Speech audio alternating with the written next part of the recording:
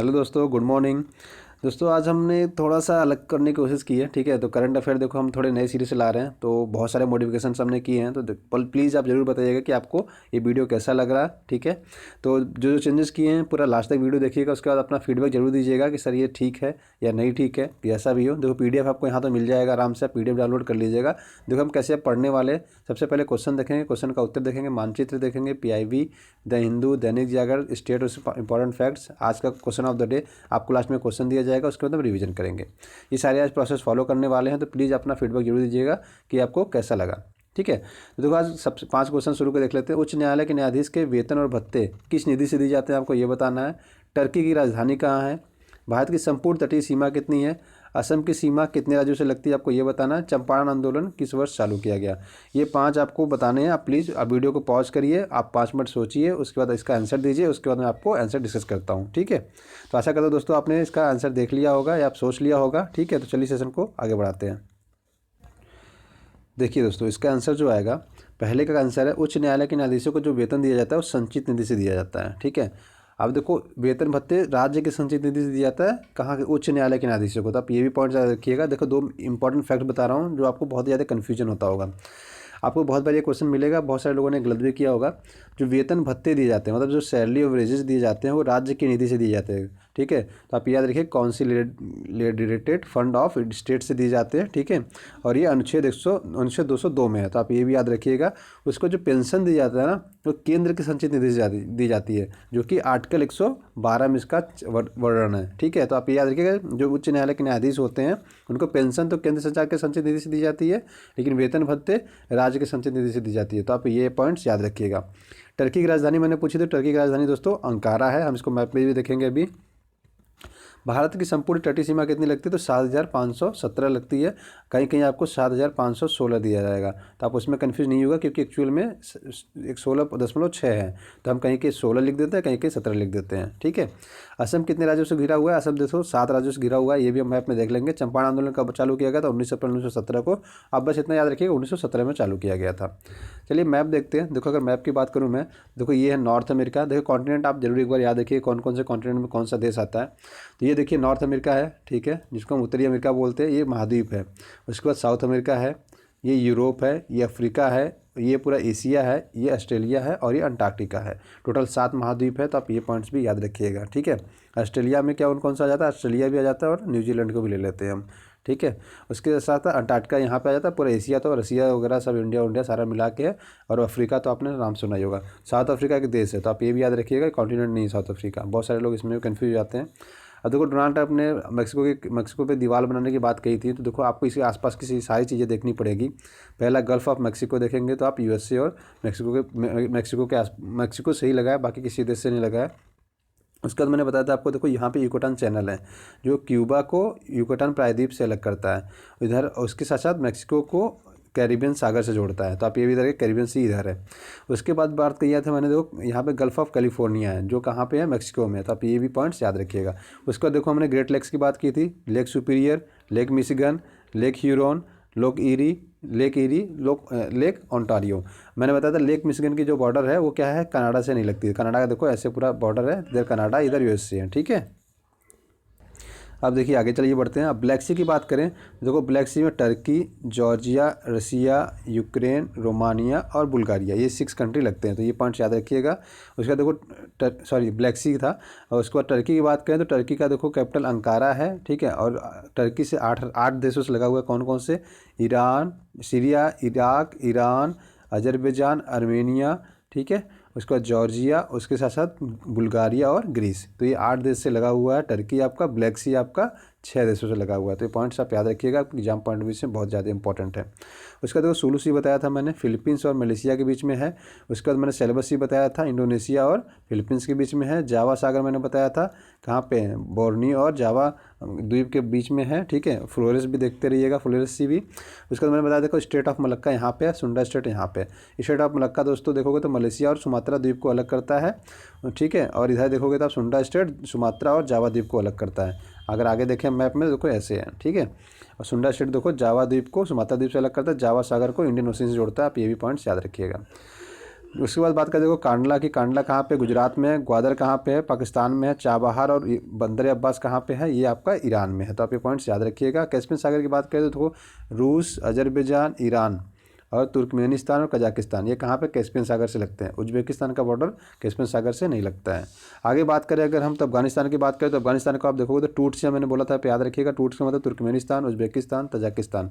उसके अलावा Iran, Pakistan, India और चाइना, ये भी याद रखिए। टोटल 7 देशों से लगता है अफगानिस्तान का बॉर्डर। अब डेनमार्क की हमने बात की तो देखो डेनमार्क की सीमा स्वीडन से लगती है और जर्मनी से लगती है, और इसके सामने बाल्टिक सागर है, तो बाल्टिक सागर से भी इसकी सीमा लगती है, याद रखिएगा। स्वाजीलैंड की बात करें तो स्वाजीलैंड दोस्तों अफ्रीका, साउथ अफ्रीका और मोजाम्बिक के बॉर्डर पे, याद रखिएगा लैंडलॉक कंट्री है। लैंडलॉक का मतलब सिंपल सा है कि किसी भी सागर से इसका मतलब कहीं भी टच नहीं होता है। मतलब अगर ये यहाँ पे होता तो हम कहते हैं लैंडलॉक कंट्री नहीं है, क्योंकि इसकी सीमा कहाँ लगती है, समुद्र से लगती।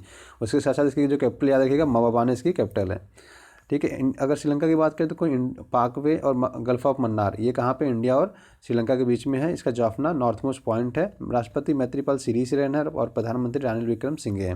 अब देखो हमने असम की बात की थी, देखो असम से कितने राज्य लगते हैं, देखो वेस्ट बंगाल 1, अरुणाचल प्रदेश 2, नागालैंड 3, मणिपुर 4, मिजोरम 5, त्रिपुरा 6 और मेघालय 7। देखो 7 राज्यों से लगता है और 2 देशों से लगता है इसका बॉर्डर, बांग्लादेश और भूटान से, ठीक है। तो चलिए आगे बढ़ते हैं। अब देखो हमारे देश के राष्ट्रपति रामनाथ कोविंद जी प्रयागराज में, ठीक है, उद्घाटन करेंगे किसका, गांधीवादी पुनरुत्थान शीर्ष सम्मेलन का। इसका आयोजन दोस्तों ये किया गया वो Parmarth Niketan Harijan Sevak Sangh global interfaith of Allianz के द्वारा किया गया। बस ये आप याद रखिएगा, गांधीवादी पुनरुत्थान शीर्ष सम्मेलन का उद्घाटन कहाँ किया गया, प्रयागराज में। आपके एग्जाम पॉइंट ऑफ व्यू से बस इतना इंपॉर्टेंट है। उसके बाद देखो अभी कल मंत्रिमंडल की बैठक हुई, ठीक है, कैबिनेट की मीटिंग हुई कल। तो इसमें देखो भारत और मालदीव के बीच क्या है, 90 डेज तक आपको फ्री में वीज़ा दिया जाएगा, तो आप मुफ्त वीज़ा में ट्रेवल कर सकते हैं। अगर वीज़ा नहीं है आपके पास, परेशान है आप, ठीक है, जॉब नहीं है, कुछ भी नहीं है। देखो मैंने बताया 2 देशों के बीच अगर कोई कुछ भी होता है तो उसमें मैंने एक चीज़ आपको हमेशा बताया, देखो क्या होता है, बहुत कुछ आप ये ग्लोबल मुद्दे एक तरह से कह सकते हैं, आपके पास गोल्डन ये वर्ड्स हैं जो आप याद रखिएगा हमेशा। दो देशों के बीच रिलेशन हम क्यों करते हैं, सामरिक रूप से, ठीक है, पर्यटन टूरिज्म को बढ़ावा देने के लिए, शिक्षा को बढ़ावा देने के लिए, टेक्नोलॉजी को बढ़ावा देने के लिए, एक दूसरे को आर्थिक सहयोग के लिए, एक दूसरे की संस्कृति को बढ़ावा देने के लिए। सारे पॉइंट्स मैंने आपको बहुत बार बताया भी है पहले। देखो इसमें भी क्या होगा, पर्यटन को बढ़ावा देने के लिए, शिक्षा, इलाज, ठीक है, कारोबार, रोजगार, इन सारे उद्देश्यों की पूर्ति के लिए क्या करा जाएगा, 90 देश तक आप इंडिया से मालदीव जा सकते हैं, मालदीव से इंडिया आ सकते हैं रोजगार खोजने के लिए, ठीक है, या शिक्षा के लिए। ये पॉइंट्स आप याद रखिएगा। मैप देखें तो मैप में देखो मालदीव यहाँ पे है। अच्छा एक चीज़ आपसे हमेशा क्वेश्चन देखो ये भी बन जाता है कि लक्षद्वीप, ठीक है, लक्षद्वीप और मालदीव के बीच कितने डिग्री चैनल के गुजरता है, तो आप याद रखिएगा 8 डिग्री चैनल गुजरता है लक्षद्वीप और मालदीव के बीच से, ठीक है। तो ये भी एग्जाम में कभी कभी पूछ लिया जाता है। उसके बाद देखो 1 फैमिली 1 जॉब स्कीम की बात करें, देखो ये बहुत ही दोस्तों बढ़िया स्कीम है, ठीक है। और इसमें हाल ही में सिक्किम में क्या किया गया, ऐसी परियोजना चालू की, एक परिवार एक नौकरी 1 जॉब, मतलब ठीक है, 1 फैमिली 1 जॉब। तो देखो इसका उद्देश्य क्या है, देखो सिंपल सा उद्देश्य दोस्तों इसका कि ये कहा जा रहा है कि अगर पूरे परिवार में किसी एक भी पर्सन के पास क्या गवर्नमेंट जॉब नहीं है तो उसमें ग्रुप सी या ग्रुप डी में उसको एक जॉब दी जाएगी, प्लस अगर उसका कोई लोन है तो उसका लोन भी क्या कर दिया जाएगा, पूरा लोन उसका माफ़ कर दिया जाएगा। तो ये हम ऐसा कह सकते हैं, देखो एक पायलट प्रोजेक्ट के रूप में चल रहा है। हम ऐसा भी कह सकते हैं जिनका हम लोन माफ़ करने की बात करते हैं ना, कर्ज माफ़ी की बात करते हैं किसानों की कर्ज माफ़ी के बजाय ये एक अच्छा सोल्यूशन हो सकता है, ठीक है। गवर्नमेंट के मतलब मेरे हिसाब से तो बहुत बढ़िया है। आप इसको आंसर में कहीं भी क्या कर सकते हो, कोड भी कर सकते हो अगर आपको मेंस में पूछा जाता है तो, ठीक है। एक अल्टरनेटिव की बात करें तो कर्ज माफ़ी से तो ज़्यादा बेटर है ये सोल्यूशन। उसके आगे आज चलिए आगे बात करते हैं, ठीक है।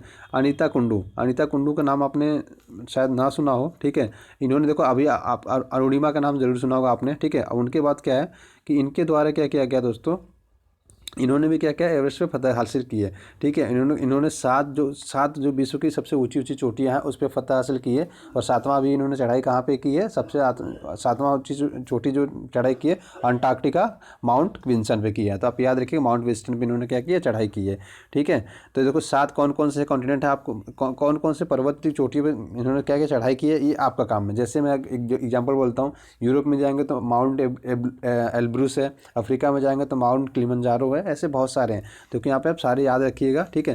तो आपका काम है, देखिए आप गूगल करिए कि 7 टॉप चोटी वाले कौन कौन से क्या है पर्वत हैं, आपको सारा आंसर मिल जाएगा। एक तो ये हो गया, दूसरा ये कि कॉन्टिनेंट वाइज, जैसे एशिया में सबसे बड़ा चोटी कौन सा है, जैसे माउंट एवरेस्ट है, वैसे ही अफ्रीका में कौन सा है, उसके बाद यूरोप में कौन सा है, नॉर्थ अमेरिका में कौन सा है, साउथ अमेरिका में कौन सा है। ये भी देखिए एक स्मार्ट तरीका हो गया कि आपने इससे लगे हुए जितने भी क्वेश्चन बनते हैं सारे का सारा कवर कर लिया। ठीक है, अब द हिंदू की बात करते हैं। देखो द हिंदू में हमारे जो मुख्य न्यायाधीश हैं justice Ranjan Gogoi, chief justice of India जिनको बोलते हैं, उन्होंने एक पूर्व मुख्य न्यायाधीश दिग्वंत जस्टिस वाई के संपलवार पर क्या किया है, एक बुक का विमोचन किया। तो आप इतना याद रखिएगा कि बुक का नाम क्या है और किसके नाम पे किया गया है। तो ये इसका beyond the name justice Y K Sabharwal fulfilling a journey. ठीक है, ये किताब का नाम है इनका, तो आप ये याद रखिएगा। मतलब इनका इसमें नाम भी आ जाता है वाई के सबरवाल, तो आपको इसमें बहुत ज़्यादा पढ़ने की जरूरत नहीं पड़ेगी, बट आप याद रखिए किन्होंने विमोचन किया, तो याद रखिएगा जस्टिस रंजन गोगोई ने किया है। उसका देखो बिहार की राजधानी पटना में 15 दिनों के लिए मछली बेचने पर क्या किया, प्रतिबंध लगा दिया गया। क्यों रीजन है ये, एक फार्मिलिंग करके एक बीमारी मिली है, मतलब हानिकारक, ठीक है, मछलियों में मिला, जिससे क्या है कि कैंसर होने के खतरे बहुत ज़्यादा हैं। तो आप याद देखिए फार्मेलिंग मिला, जिससे क्या है कैंसर होने का खतरा बहुत ज़्यादा है, इसलिए मछलियों को बेचने पर और स्टोर रखने पर क्या है 15 दिन तक प्रतिबंधित कर दिया गया है। तो आप ये चीज़ याद रखिएगा। अब देखो हमने सबरीमाला मंदिर के बारे में तो बहुत बड़ा पढ़ा है, सेम उसका एक कॉन्सेप्ट है केरल में एक और है, क्या है, देखिए दोस्तों केरल में क्या है कि देखो आपने हमें सबरीमाला मंदिर तो पढ़ रखा है, अभी एक है अगस्ता कुर्दम। ठीक है, अगस्ता कुर्दम भी बोलते हैं, कुर्दम भी बोलते हैं। ठीक है, अगस्त्यार कुर्दम भी बोलते हैं। तो ये चीज़ याद रखिएगा कि यहाँ पे देखो इसकी जो एक हाईएस्ट चोटी है 30 नवंबर को क्या हुआ कि जो केरल हाई कोर्ट ने है उन्होंने कहा कि देखो वहाँ पे क्या हो सकता है, महिलाओं का जाना वर्जित था, मतलब महिलाओं के जाने की, उस पर्वत पे जाने की मनाही थी। लेकिन गवर्नमेंट के आदेश के बाद क्या है, इनको आदेश दे दिया गया कि 30 नवंबर के बाद औरतें जा सकती हैं। ठीक है, तो ये पॉइंट्स आप याद रखिएगा। ठीक है, अब ये क्यों ऐसा होता है, ये माना जाता है, देखो जो स्थानीय लोग हैं कानी, तो कानी जनजाति आपसे देखो पूछा जा सकता है कहाँ के हैं, तो कानी जनजाति कहाँ के, केरल के हैं, आपको याद रखना है। क्योंकि जहाँ जनजाति का नाम आता है हम क्या मारते हैं, नॉर्थ ईस्ट, हमेशा हम यही सोचते हैं कि क्या होगा, नॉर्थ ईस्ट आंसर होगा, लेकिन नॉर्थ ईस्ट इसका आंसर नहीं होगा। कानी जनजाति एक तो याद रखिए केरल के है। जो इनका मानना है, माना जाता है कि देखो यहाँ पे देवता जो अगस्त मुनि का नाम सुना होगा आपने, अगस्त मुनि जो थे अगस्त मुनि क्या है, उस पर्वत पे चोटी पर उनके नाम पे रखा गया है। तो ठीक है, उनकी बहुत ही श्रद्धा सम्मान से लोग पूजा भी करते हैं। तो ये लोग मतलब जो इनका समुदाय है, जो ठीक है जो कानी समुदाय है, ये माना जाता है कि उस पर्वत पर महिलाओं के जाने की मनाही है। ठीक है, तो ये आप पॉइंट्स याद रखिएगा। ठीक है ना, ये नाम याद रखिएगा, धन्या सनाल, केरल की दूसरी सबसे बड़ी आपका अगस्त्या कूडम चोटी है। ठीक है, तो चोटी पर जाने वाली ये दूसरी महिला बनी है, तो पहली महिला बनी है, तो आप ये पॉइंट भी याद रखिएगा। ठीक है, हो सकता है आपसे पूछा जा सकता है, बट मुझे हिसाब से देखो स्टेट वगैरह के जो एग्जाम होता है केरल के, उसमें पूछे जा सकते हैं। आपको बस इतना याद रखना है, इंपॉर्टेंट फैक्ट्स बता दे रहा हूँ आपका। ये तो ये कहाँ पे आपको याद रखिएगा, अगस्त्या कूडम कहाँ पे आपको याद रखना है, प्लस जो ये कानी जनजाति याद रखिएगा, क्योंकि ये मोस्ट इंपॉर्टेंट है, आपसे इससे पूछे जाने की कोशिश बहुत ज़्यादा बन जाता है। क्योंकि केरल हमारे दिमाग में आएगा नहीं, हम जब भी सोचेंगे क्या सोचेंगे, नॉर्थ ईस्ट सोचते हैं। तो आप ये पॉइंट्स याद रखिएगा। ठीक है, चलिए आगे बढ़ते हैं। आगे बात करते हैं, देखो राष्ट्रीय युवा संसद महोत्सव जो युवा और खेल मंत्रालय के द्वारा किया जाता है, तो आप ये पॉइंट्स याद रखिए किसके द्वारा ये किया जाता है। उसके आगे बात करें, देखो ये 12 जनवरी से लेकर 24 जनवरी तक किया जाएगा, 3 स्तरों पे होगा, जिला स्तर, स्टेट स्तर और नेशनल स्तर पे। इसमें इसकी जो थीम रखी गई आप ये भी याद रखिएगा, be the voice of new India and find solution and contribute the policy. अगर हिंदी में बात करें तो नए भारत की आवाज़ बनो तथा उपाय ढूंढो और नीति में योगदान करो। अब ये चीज़ याद रखिएगा, जिसमें आपको प्राइज़ दी जाएगी 2 लाख, 1.5 लाख और 1 लाख। ठीक है, तो ये पॉइंट्स भी आप याद रख सकते हैं। ठीक है, चलिए आगे बढ़ते हैं। आपको ये देखो, ये आपने बहुत बार पढ़ चुका होगा, मैंने कल भी बताया था आपको। दूरदर्शन और प्रसार भारती मिलकर क्या कर रहे हैं, एक डीडी साइंस चैनल चालू किया जा रहा है, जो दूरदर्शन पे आएगा डेली 5 बजे से लेकर 6 बजे तक। अगर अभी ये पायलट प्रोजेक्ट के रूप में काम किया जा रहा है, अगर सक्सेसफुल होता है तो इसके बारे में आगे हो सकता है इसको टाइम बढ़ा दिया जाए, या कुछ तो कुछ करेंगे ये लोग। ये 6 दिन आएगा, मंडे टू सैटरडे आएगा, तो ये भी आप याद रखिएगा, डीडी साइंस दूरदर्शन पे आएगा। उसके बाद साइंस इंडिया की बात करें, देखो ये ऑनलाइन वेबसाइट है जिस पे आप भी विजिट कर सकते हो। इस पर क्या टेक्निकल जो भी टेक्निकल इनोवेशंस होते हैं, चीज़ें होती हैं, लोगों को ज्ञान देने के लिए ये भी लाइव स्ट्रीमिंग है, तो आप ये भी याद रखिएगा। ठीक है, ये दोनों चीज़ें आप याद रखिए, किसके द्वारा करा जाता है, विज्ञान एवं प्रौद्योगिकी विभाग के द्वारा किया जाता है। तो इन तीनों के बारे में हम एक बार देख लेते हैं। ठीक है ना, ये हमारे एग्जाम पॉइंट ऑफ व्यू से थोड़ा सा इंपॉर्टेंट हो जाता है। तो देखो विज्ञान एवं प्रौद्योगिकी, जिसको हम DST बोलते हैं, कि इसकी स्थापना कब की गई थी, 1971 में की गई थी। इसका जो मतलब इसका जो मुख्य उद्देश्य है ये कि नए क्षेत्रों में नए क्षेत्रों में विज्ञान प्रौद्योगिकी को बढ़ावा देना, इससे संबंधित गतिविधियों का क्या करना, मतलब इसकी जानकारी देना, इसका आयोजन करना इसका काम है। प्रसार भारती की बात करें तो आपने सबने प्रसार भारती का नाम सुना होगा, एक सार्वजनिक सेवा प्रसारण है जिसकी शुरुआत की गई थी दोस्तों 23 नवंबर 1997 को। ठीक है, ऑल इंडिया रेडियो के नाम से भी जानते हैं इसको। ठीक है, दूरदर्शन के माध्यम से इसका मतलब प्रसारण किया जाता है। तो उसके आगे बात करें विज्ञान प्रसार के, तो इसकी स्थापना 1989 में की गई थी। ठीक है, तो आप याद रखिएगा, जो इसके अंडर DST के अंतर्गत ही आता है, तो आप ये पॉइंट्स भी अगर याद रख सकते हैं तो ठीक है। ये बड़े पैमाने पर क्या करता है, विज्ञान को मतलब विज्ञान वगैरह के बारे में बताता है। ठीक है, तो आप ये पॉइंट्स भी याद रखिएगा। आगे बढ़ते हैं, स्टेट्स को देखते हैं दोस्तों। तो स्टेट्स में देखो हमने बता रखा था आपको क्या क्या याद रखना है। गवर्नर याद रखिएगा, अगर आप मतलब जो जितने भी ग्रुप बी और ग्रुप सी के एग्ज़ाम दे रहे हैं, उन सब के लिए, ग्रुप डी की एग्ज़ाम दे रहे हैं उन सब के लिए, ठीक है, ये गवर्नर के नाम याद होने चाहिए। ग्रुप ए के एग्जाम में पूछे जाने के चांसेस थोड़े से कम होते हैं, बट जितने भी group B, group C, group D के आप गवर्नमेंट जॉब के एग्जाम दे रहे हैं, सारे एग्जाम के लिए इंपॉर्टेंट है। ठीक है, तो या जिसमें जनरल साइंस आता है, तो ये पॉइंट्स आप याद रखिएगा। आगे बात करते हैं स्टेट्स और उसके इंपॉर्टेंट फैक्ट्स की। तो देखो आज मैंने ऐड किया बिहार, उत्तर प्रदेश आपको पहले से ऐड है। तो उत्तर प्रदेश का फॉर्मेशन 24 जनवरी 1950 को हुआ था। दुधवा नेशनल पार्क यहाँ पे फेमस है, रासलीला यहाँ का डांस है। बिहार की बात करें, देखो 22 मार्च 1912 को बिहार दिवस के रूप में मनाया जाता है। और 26 जनवरी 1950 को क्या है, स्टेट का फॉर्मेशन हुआ था। तो वाल्मीकि नेशनल पार्क यहाँ पे क्या है, इंपॉर्टेंट है। ये चीज़ और आपसे पूछा मतलब बहुत बार पूछ लिया जाता है। ठीक है, कि वर्तमान बिहार कब आया, तो वर्तमान बिहार याद रखिएगा जब झारखंड अलग होता है तो 2000 से। वर्तमान बिहार अगर कभी पूछ लिया जाए तो 2000 से आता है। ठीक है, 9 नवंबर शायद है, जहाँ तक मुझे याद है 9 नवंबर 2000 से है। ठीक है, तो जब झारखंड अलग होता है, जब झारखंड की डेट लिखेंगे तो हम आपको क्लियरली बता देंगे। ठीक है, तो वैसे जहाँ तक मुझे याद है 9 नवंबर 2000 को वर्तमान बिहार का फॉर्मेशन हुआ था। तो कभी कभी क्वेश्चन आपके एग्जाम में BPSC वगैरह में सब क्वेश्चन पूछे जाने के बहुत ज़्यादा चांसेस होते हैं। झुमरी यहाँ का डांस है, तो आप ये पॉइंट्स याद रखिएगा। ठीक है, मैंने कल एक क्वेश्चन पूछा था आपको, ग्रीस की सीमा ब्लैक सागर से लगती है कि नहीं, तो आपने सबने कहा था नहीं लगती है, सही आंसर दिया था दोस्तों। ठीक है, कि इसकी सीमा यहाँ पे, ठीक है, ब्लैक सागर से नहीं लगती है। ठीक है, तो देखिए ब्लैक सागर से किसी की सीमा लगती है, मैंने बता दिया, टर्की की लगती है, इधर बुल्गारिया की लगती है, लेकिन ग्रीस की सीमा नहीं लगती, ग्रीस इधर है। ठीक है, तो आप ये पॉइंट्स याद रखिएगा। अच्छा, ग्रीस को अब देख ले, तो देखो ग्रीस किसकी, अगर टर्की और ग्रीस के बीच में देखोगे तो एक एजियन सी है, आपके लिए इंपॉर्टेंट है। प्लस इधर इसके मेडिटेरियन सी है, इसके आगे देखो तो देखो ये आयोनियन सी है। तो ठीक है, तो ये याद रखिएगा, आयोनियन सी इधर है, मेडिटेरियन सी इधर है, एगियन सी इधर है। और देखो सी ऑफ मरमरा है, टर्की के बीच से यहाँ पे ब्लैक सी को और एगियन सी को जोड़ता है, तो सी ऑफ मरमरा के थ्रू जोड़ते हैं। तो ये भी आप पॉइंट्स याद रखिएगा। देखो आज के लिए आपका क्वेश्चन क्या है, गिर राष्ट्रीय उद्यान कहाँ है, आपको ये कमेंट करके प्लीज़ बताइए, कमेंट करके जरूर बताइएगा कहाँ पे है। कर्नाटक की सीमा कितने राज्यों से लगती है, आपको ये बताना है। आपके लिए 2 क्वेश्चन है, आप ऐसे करिए, क्वेश्चन नंबर 1 डाल के आंसर करिएगा, क्वेश्चन नंबर 2, इन दोनों करके आप इसका आंसर जरूर करिएगा।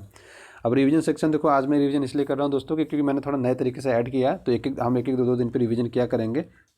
ठीक है, देखो मैंने सेक्शन वाइज कर जिस क्या है कि जिस सब्जेक्ट से आपका रिलेट होगा उस सब्जेक्ट को हम क्या करेंगे इस हिसाब से पढ़ेंगे। तो पाइका विद्रोह देखो 1817 में हुआ था, ब्रिटिश इंडिया का कंपनी के खिलाफ हुआ था, एक सशस्त्र विद्रोह था, पाइक लोगों के द्वारा किया गया था। इसका जो लीडरशिप किया गया था बख्शी जगबंधु के द्वारा इसका नेतृत्व किया गया था। उसके बाद देखो हिस्ट्री का एक पार्ट ये भी हो जाता है, सिख धर्म के बारे में। इस बार सिख धर्म बहुत ज़्यादा चर्चा में रहा है, तो इससे क्वेश्चन बनने के चांसेस बहुत ज़्यादा हैं। गुरु नानक देव जी ने क्या किया था, सिख धर्म की स्थापना भी की थी और लंगर प्रथा इन्होंने शुरुआत की थी लंगर प्रथा की, तो आप ये पॉइंट्स याद रखिएगा। उसके बाद बात करते हैं गुरु अर्जुन देव और गुरु हरगोविंद सिंह। तो गुरु अर्जुन देव ने देखो स्वर्ण मंदिर की नींव रखी थी और गुरु ग्रंथ साहिब का संकलन किया था। अकाल तख्त की स्थापना गुरु हरगोविंद सिंह ने की थी। तेज बहादुर सिंह को औरंगजेब ने सर कटवा दिया था। गुरु गोविंद सिंह ने खालसा पंथ की स्थापना की, तो और लास्ट और 10वें गुरु भी थे। आपको पता है कि 350 रुपये का सिक्का भी इनके जयंती पर क्या किया गया, विमोचित किया गया था। आप ये पॉइंट्स भी याद रखिएगा। इकोनॉमिक सेक्टर की बात करें तो RBI की बात करते हैं। RBI 1 अप्रैल 1935 को बना था। RBI एक्ट 1934 के तहत बना था। इसका हेडक्वार्टर पहले कोलकाता था, उसके बाद 1937 में हेडक्वार्टर मुंबई कर दिया गया था। इसका गवर्नर जो होता है, इसका हेड होता है, वो इसकी नीतियों का निर्धारण भी करता है। 1949 को इसका राष्ट्रीयकरण कर दिया गया और भारत सरकार का पूर्ण स्वामित्व इस पर हो गया था।